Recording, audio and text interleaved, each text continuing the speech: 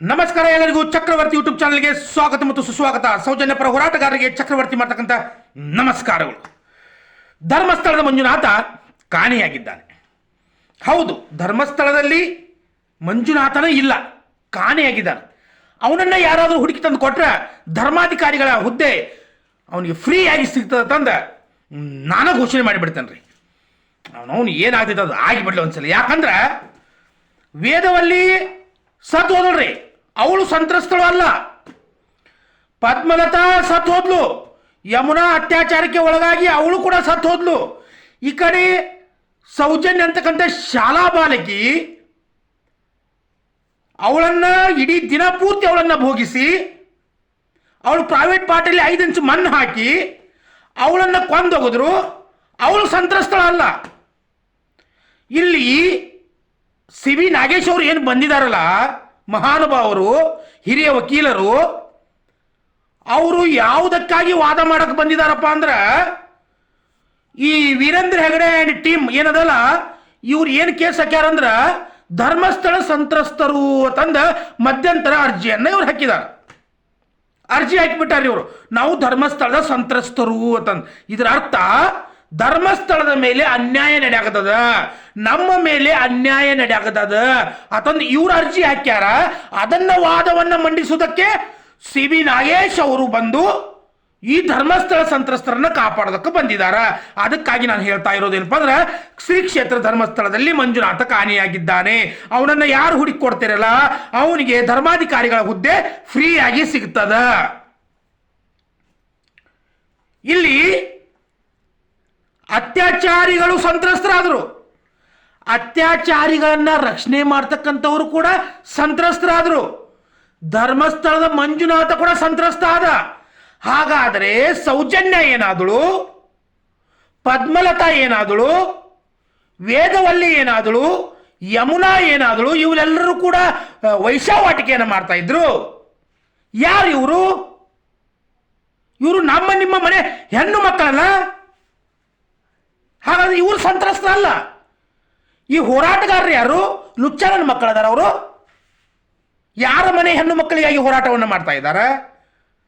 ಮಹಿಳಾ ಸಂಘಟನೆ ಅದಾರಲ್ಲ, ಅವ್ರು ಯಾರವರು? ಯಾರ ಪರವಾಗಿ ಬಂದಿದ್ದಾರೆ? ಸಂತ್ರಸ್ತರ ಪರವಾಗಿ ಬಂದಿದ್ದಾರಲ್ಲ, ಅನ್ಯಾಯಕ್ಕೆ ಒಳಗಾದವರ ಪರವಾಗಿ ಬಂದಿದ್ದಾರಲ್ಲ, ಅತ್ಯಾಚಾರಕ್ಕೆ ಒಳಗಾದವರ ಪರವಾಗಿ ಹೋರಾಟ ಮಾಡೋದಕ್ಕೆ ಬಂದಿದ್ದಾರಲ್ಲ. ಮತ್ತು ಅದನ್ನ ಬಿಟ್ಟು ವೀರೇಂದ್ರ ಹೆಗಡೆ ಆ್ಯಂಡ್ ಟೀಮ್ ಇವರು ಧರ್ಮಸ್ಥಳದ ಸಂತ್ರಸ್ತರತೆ. ಇವರು SIT ರಿಪೋರ್ಟ್ ಏನದಲ್ರಿ, 1000 ಪುಟಗಳ ರಿಪೋರ್ಟ್ ಏನದಲ್ಲ, ನನಗನ್ಸೋ ಮಟ್ಟಿಗೆ ಇದು ಹುಂಡಿ ರಿಪೋರ್ಟ್ ಇರ್ಬೇಕ್ರಿ. ಇದು ಕೇವಲ ಹುಂಡಿ ರಿಪೋರ್ಟ್ ನೋಡ್ರಿ. ಫೆಬ್ರವರಿ ಮಾರ್ಚ್ದಿಂದ ಇವ್ರು SIT ಅವ್ರು ಬಂದಿದ್ರಿ. ಇಲ್ಲಿವರೆಗೂ ಕೇವಲ ಬುರುಡೆ ತನಿಖೆ ಮಾತ್ರ ನಡೆಯಕತ್ತದ ರೀ. ಇದರ ಅರ್ಥ ಬುರುಡೆ ತನಿಖೆಯನ್ನ ಮಾಡಿ ಇದೇ ಷಡ್ಯಂತ್ರ ಅಂತ ಹೇಳಿ ಇದನ್ನ ಕ್ಲೋಸ್ ಮಾಡೋದಕ್ಕೆ ನೋಡಾಕತ್ತಾರೆ ಇವರು. ಇಲ್ಲಿ ಸೌಜನ್ಯಳ ಕೇಸನ್ನು ಫಾಲೋ ಅಪ್ ಮಾಡ್ತಾ ಇಲ್ಲ, ಪದ್ಮಲತಾ ಕೇಸನ್ನು ಫಾಲೋ ಅಪ್ ಮಾಡ್ತಾ ಇಲ್ಲ, ವೇದವಲ್ಲಿ, ಯಮುನಾ ನಾರಾಯಣ್ ಇವ್ರ ಕೇಸ್ಗಳನ್ನ ಫಾಲೋ ಅಪ್ ಮಾಡ್ತಾ ಇಲ್ಲ. ಅನೇಕ ಅಸಹಜ ಸಾವುಗಳು ಲಾಸ್ಟ್ ಆಗಿದಾವಲ್ಲ, ಅದ್ರ ಕೇಸನ್ನು ಫಾಲೋ ಅಪ್ ಮಾಡ್ತಾ ಇಲ್ಲ. ಅದನ್ನೆಲ್ಲ ಸೈಡ್ ಕಿಟ್ಟರ್ರಿ. ಬುರುಡೆ ಒಂದು ತಗೊಂಡು ಬಂದಿದಾರ, ಅದನ್ನ ತಂದು ಮುಂದಿಟ್ಟ ಇದ್ರಾಗ ಜೀವ ಆಯ್ತೋ ಇಲ್ಲೋ, ಇವ್ ತಲೆ ಕೂದಲು ಬರ್ತಾವೋ ಇಲ್ಲೋ, ಕಣ್ಣು ಕಾಣಿಸ್ತೋ ಇಲ್ಲೋ, ಹಲ್ಲು ಅದಾವೋ ಇಲ್ಲೋ ಅನ್ನೋದನ್ನ ಇದನ್ನ ಬುರುಡೆನೇ ಚೆಕ್ ಮಾಡೋದ್ರ ಹೊರತಾಗಿ ಅನ್ಯಾಯ ಅತ್ಯಾಚಾರಕ್ಕೆ ಒಳಗಾಗಿ ಪ್ರೈವೇಟ್ ಪಾರ್ಟಲ್ಲಿ 5-6 ಇಂಚು ಮಣ್ಣು ಹಾಕೊಂಡು ಸತ್ತು ಹೋದ್ರಲ್ಲ, ಅವರನ್ನ ಸಂತ್ರಸ್ತರು ಅಂತಂದು ಕರಿತಾ ಇಲ್ಲ. ನಾಚಿಕೆ ಬರಬೇಕು ನಮ್ಮ ಸರ್ಕಾರಕ್ಕೆ, ನಾಚಿಕೆ ಬರಬೇಕು. ಹೇಳ್ತೀನಿ SITಗೆ ಏನು ಮಾಡ್ತಾ ಇದೆ, ಇಲ್ಲಿವರೆಗೂ ಏನು ಮಾಡ್ತಾ ಇದ್ದಾರೆ ಇವರು. ಆ ಮಂಜುನಾಥ್ ಗೌಡ ಅಂತ ಬಂದಲ್ಲ, ಕಡ್ಡಿ ಕೊರೆದು ಹೋಗಿಬಿಟ್ರಿ. ಅವನು ಮುಕುಳಿಗೆ ಹಚ್ಕೊಂಡು ಹೋದ, ಎಲ್ಲರೂ ಮುಕುಳಿಗೆ ಹಚ್ಕೊಂಡು ಹೋದ. ಅವನು ಇನ್ನೊಬ್ಬರು ಅದಾರ, ಮುಖ್ಯಸ್ಥರು ಅದಾರ, ಅವ್ರ ಮೇಲೆ ನಂಬಿಕೆ ಅದ, ನೋಡೋನು ಕಾಯೋನು ಇನ್ನೂವರೆಗೂ ಕೂಡ. SIT ಅನ್ನೋದು ಕೇವಲ ಒಬ್ಬ ವ್ಯಕ್ತಿ ಮೇಲೆ ನಿಂತದ, ಇನ್ನು ಮುಂದೆ ದಾರಿ ಭಾಳದ. ಆದ್ರೆ ಇಲ್ಲಿ ಅತ್ಯಾಚಾರ ಮಾಡಿದವರೇ ಸಂತ್ರಸ್ತರು ಅಂತಂದ ಆ ಮಹಾನುಭಾವ ಸಿ ವಿ ನಾಗೇಶ್ ಹಿರಿಯ ವಕೀಲ. ಮತ್ತೊಂದೇನಪ್ಪ ಅಂದ್ರೆ ಅವನು ಬಹಳ ದುಬಾರಿ ಅಂತಾರೆ ಅವರು, ಬಹಳ ತುಟ್ಟಿ ಅಂತಾರೆ ಅವರು. ಸಿ ವಿ ನಾಗೇಶ್ ಅವರು ಬಹಳ ತುಟ್ಟಿ ಅಂತ, ಕೋಟ್ಯಾನು ಕೋಟಿ ದುಡ್ಡು ತಗೋತಾರಂತಾರೆ ಅವರು. ಆ ಕೋಟ್ಯಾನು ಕೋಟಿ ದುಡ್ಡು ಕೊಟ್ಟ ಧರ್ಮಸ್ಥಳ ಸಂತ್ರಸ್ತರು ಅಂತಾರೆ, ಅವರನ್ನ ಇವ್ರು ಕರ್ಸಾಗದಾರ, ವೀರೇಂದ್ರ ಹೆಗಡೆ ಅವರು ಕರೆಸ್ತಾ ಇದ್ದಾರಂದ್ರ ಈ ದುಡ್ಡು ಎಲ್ಲಿಂದ ಬಂತ್ರಿ? ಈ ದುಡ್ಡನ್ನು ಯಾರು ಕೊಡಕತ್ರು? BJP ಅವ್ರು ಕೊಡಕತ್ರ? ವೀರೇಂದ್ರ ಹೆಗಡೆ ಹುಂಡಿ ಕಾಸನ್ನು ತೆಗೆದು ಕೊಡಕತ್ರ? ಇಲ್ಲ ಇವ್ರಿಗೆ ಬೇರೆ ಯಾರಾದರೂ ತಂದು ಕೊಡಕತ್ರ? ಯಾರು ಕೊಡಕತ್ರು? ಇಲ್ಲಿವರೆಗೂ SIT ರಿಪೋರ್ಟಲ್ಲಿ ಯಾವತ್ತೂ ಕೂಡ ಬರಲಿಲ್ಲ ಧರ್ಮಸ್ಥಳ ದೇವಸ್ಥಾನದ ವಿರುದ್ಧ ಷಡ್ಯಂತ್ರ ಆಗಿದೆ ತಂದು ಎಲ್ಲೂ ಬರಲಿಲ್ಲ. ಮಂಜುನಾಥನ ವಿರುದ್ಧ ಷಡ್ಯಂತ್ರ ಅಂತ ಬರಲಿಲ್ಲ, ಅಥವಾ ವಿದೇಶದಿಂದ ಫಂಡಿಂಗ್ ಬಂದದಂತ ಬರಲಿಲ್ಲ. ಮಟ್ಟಣ್ಣವರ್, ತಿಮ್ಮರೊಡ್ಡಿ, ಜಯಂತು ಎಲ್ಲರದು ಕೂಡ ಅಕೌಂಟನ್ನ ಚೆಕ್ ಮಾಡಿದ್ರು. ಯಾವುದು ಅಕೌಂಟಲ್ಲಿ ಯಾವ ದೇಶದಿಂದ ಯಾವ ಬೇರೆ ಧರ್ಮಗಳಿಂದ ಮಸೀದಿ ಚರ್ಚ್ಗಳಿಂದ ದುಡ್ಡು ಬಂದಿದ್ದು ಸಿಗಲಿಲ್ಲ. ಹಾಗಾದರೆ ಧರ್ಮಸ್ಥಳದ ಸಂತ್ರಸ್ತರು ಇವ್ರು ಹೆಂಗಾದ್ರು? ಇವ್ರು ಏನು ಮಾಡಿದಾರಪ್ಪ ಅಂದ್ರೆ, ನನಗನ್ಸೋ ಮಟ್ಟಿಗೆ ಇಲ್ಲಿ ಏನು ಅತ್ಯಾಚಾರಕ್ಕೆ ಸತ್ತು ಹೋಗ್ಯಾರಲ್ರಿ, ಇವರ ಏನು ತಿಳ್ಕೊಂಡ್ರೆ ನಮ್ಮ ಮೇಲೆ ಅತ್ಯಾಚಾರ ಆಗ್ಯದ, ನಮ್ಮನ್ನ ಎಲ್ಲರೂ ಕೂಡ ಗಜಮಾ ಮಾಡಿದಾರ, ನಮ್ಮನ್ನ ಹೇಗಾದರೂ ಕಾಪಾಡ್ರತಂದ CB ನಾಗೇಶ್ ಅವರನ್ನ ಕರ್ಕೊಂಡು ಬಂದಿದ್ದಾರೆ.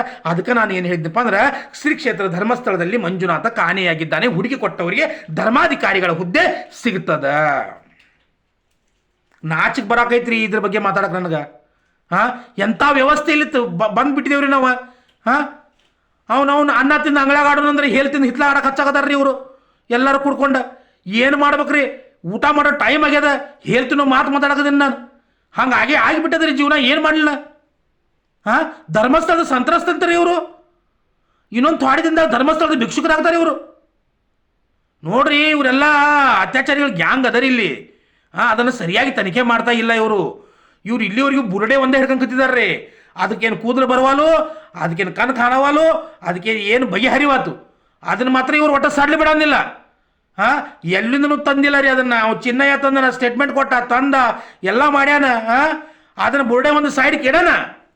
ಸೌಜನ್ಯ ಪ್ರಕರಣ ಕೈಗೆ ಎತ್ಕೊಳ್ರಿ, ಪದ್ಮಲತಾ ಪ್ರಕರಣ ಕೈಗೆ ಎತ್ಕೊಳ್ರಿ, ವೇದವಲ್ಲಿ ಪ್ರಕರಣ ಕೈ ಎತ್ಕೊಳ್ರಿ, ಯಮುನಾ ನಾರಾಯಣ್ ಪ್ರಕರಣ ಕೈ ಎತ್ಕೊಳ್ರಿ. ಅವ್ರ ಮನ್ಯಾಗ ಅದಾರ, ಸಂತ್ರಸ್ತರ ಅದಾರ, ಅವ್ರ ಮನೆಯಲ್ಲೇ ಅದಾರ್ಲಿ, ಅಲ್ಲಿ ಅದಾರ, ಅವ್ರು ಬರಾಕದಾರ, ಹೇಳಾಕದಾರ, ಹೋಗೋದಾರ, ಎಣ್ಣೆ ಹಚ್ಕೊಂಡು. ಅದ್ರ ಬಗ್ಗೆ ಏನಾದರೂ ತನಿಖೆ ಮಾಡಿರಲಿ. ಅದನ್ನು ಬಿಟ್ಟು CB ನಾಗೇಶ್ ಅವ್ರನ್ನ ಕರೆಸಿ ನಾವ ಧರ್ಮಸ್ಥಳದ ಸಂತ್ರಸ್ತರ ತಂದ ಕೇಸ್ ಹಾಕಿ ವಾದ ಮಂಡಿಸಕ್ಕೆ ಹೇಳಿ ಜನವರಿ 3 ತಾರೀಕು ಹೋರಾಟಗಾರರನ್ನ ಬಂಧಿಸುವಂಥ ಪ್ಲ್ಯಾನ್ ಮಾಡ್ಕೊಂಡು ಇಟ್ಕೊಂಡಿದ್ದೀರಿ ಅಂದ್ರೆ ಎಂಥ ಲುಚ್ಚ ನಾಲಾಯಕ ಲಪ್ಪಂಗ ನನ್ನ ಮಕ್ಕಳು ಇರ್ಬೇಕ್ರಲ್ಲೇ ಅತ್ಯಾಚಾರಿ ಸುಳೆ ಮಕ್ಕಳ್ರ ನೀವು. ವೀರೇಂದ್ರ ಹೆಗಡೆ ಧರ್ಮಾಧಿಕಾರಿ ಅಂತ ನೋಡ್ರಿ. ಆ ಧರ್ಮಾಧಿಕಾರಿ ಹುದ್ದೆ ಇನ್ನೊಂದು ಥೋಡಿದಾಗ, ಯಾಕಂದ್ರೆ ಈಗ ಸಂತ್ರಸ್ತರ ಅಂತ ಬೋರ್ಡ್ ಹಾಕೊಂಡಿದ್ದಾರೆ ಅವರು. ಅವ್ರ ಮೇಲೆ ಅತ್ಯಾಚಾರ ಆಗೈತಂತ ಈಗ ಸಂತ್ರಸ್ತರ ಅಂತ ಬೋರ್ಡ್ ಹಾಕೊಂಡಿದಾರ. ಇನ್ನು ಮುಂದೆ ಭಿಕ್ಷುಕರು ಅಂತ ಬೋರ್ಡ್ ಹಾಕೊಳ್ತಾರ. ಓಕೆ, ಸೊ ಅದಕ್ಕಾಗಿ ಅಲ್ಲಿ ಹುದ್ದೆಗಳು ಖಾಲಿ ಅದಾವ. ಆದಷ್ಟು ಮಟ್ಟಿಗೆ ಧರ್ಮಾಧಿಕಾರಿ ಹುದ್ದೆ ಖಾಲಿ ಅದ, ನಾಳೆ ಪೇಪರ್ನಾಗ ಬರ್ತದ. ದಯವಿಟ್ಟು ಅದಕ್ಕೆ ಅರ್ಜಿ ಯಾರು ಹಾಕಕ್ಕೆ ಹೋಗ್ಬೇಡ್ರಿ. ಆ ಮಂಜುನಾಥ ಸ್ವಾಮಿ ಎಲ್ಲಿದಾನಲ್ಲ, ಅವ್ನು ಕಾಣೆಯಾಗಿದ್ದಾನ. ಇಂಥ ದಂಧೆಗಳು ನಡೆಯೋದಲ್ಲ, ಅವ್ನು ಕಾಣೆಗೇನ, ಅವ್ನು ಹುಡ್ಕೊಂಡು ತೊಗೊಂಬರ್ರಿ. ಯಾರು ಹುಡ್ಕೊಂಡು ತೊಗೊಂಬರ್ತಿರಲ್ಲ, ಅಲ್ಲಿ ಧರ್ಮಾಧಿಕಾರಿ ಹುದ್ದೆ ಖಾಲಿ ಅದ, ಫ್ರೀ ಅದ, ಬರ್ರಿ. CB ನಾಗೇಶ್ ಅವರಿಗೂ ಜಯ ಆಗಲಿ, SITಗೂ ಜಯ ಆಗಲಿ. ಅವನವ್ನು ನೋಡೋಣ 3 ತಾರೀಕು ಏನಾಗ್ತದೆ. ಆದ್ರೆ ನಾ ಮಾತ್ರ ಜೀವ ಆದ್ರೂ ಸೌಜನ್ಯಗೆ ನ್ಯಾಯ ಸಿಗೋವರೆಗೂ ವಿಡಿಯೋ ಮಾಡತ್ತೀನಿ ಮತ್ತು ಮಾಡ್ಕೋತಾ ಇರ್ತೀನಿ. ಜೈ ಹಿಂದ್, ಜೈ ಕರ್ನಾಟಕ ಮಾತೆ, ಜೈ ಸೌಜನ್ಯ.